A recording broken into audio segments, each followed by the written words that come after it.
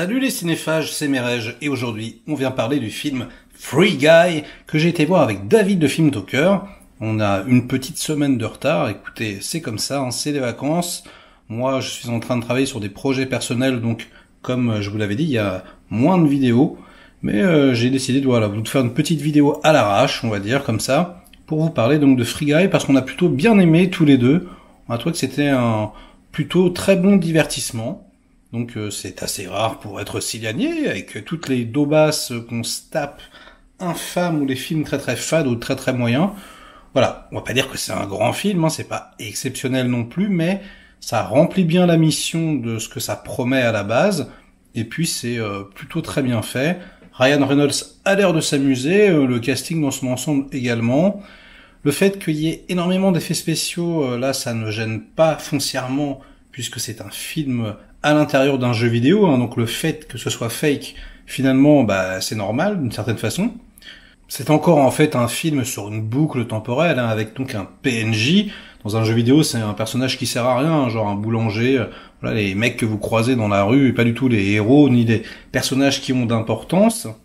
Et du coup, le scénario est plutôt bien adapté à ce postulat de départ, puisque c'est pas juste un prétexte, ça développe vraiment toute l'histoire autour de ça, voir les autres personnages qui sont sans importance, voilà, peut-être se rallier à sa cause, peut-être en faire plus, et j'ai trouvé que c'était vraiment une très très bonne idée. Sean Levy, c'est pas un mauvais bougre, hein, c'est le mec qui a fait par exemple La Nuit au musée, mais même si ce sont des films sympathiques, voilà, c'est pas non plus des foudres de guerre, et force est de constater que j'ai vraiment préféré à Une nuit au musée. Moi, j'aime pas tellement, voilà, ça m'intéresse pas forcément.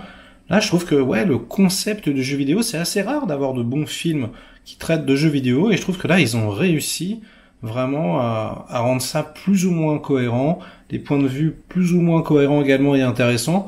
Donc franchement, je conseille à tout le monde d'y aller.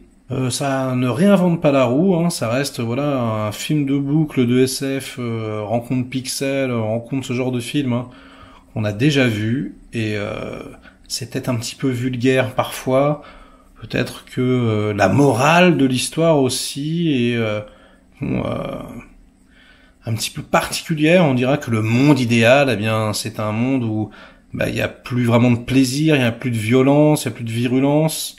Il y a quelque chose qui se joue comme ça, qui est assez marrant. Et puis on n'échappera pas, hein, au fameux mal toxique, etc., asséné un petit peu à coups de marteau.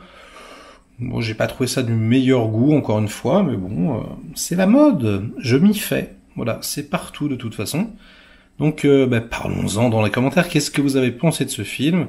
Est-ce que, comme moi, vous avez trouvé que c'était très sympa, ou est-ce que vous avez été déçu, ou carrément, est-ce que vous avez trouvé que c'était de la merde? Je n'en sais rien. En tout cas, un bon blockbuster, ça fait plaisir. Likez cette vidéo si elle vous a intéressé. Délikez-la sinon. Inondez-moi de commentaires, comme d'habitude, pour faire marcher le petit robot YouTube, et on se retrouve très vite pour de prochaines aventures. Ciao.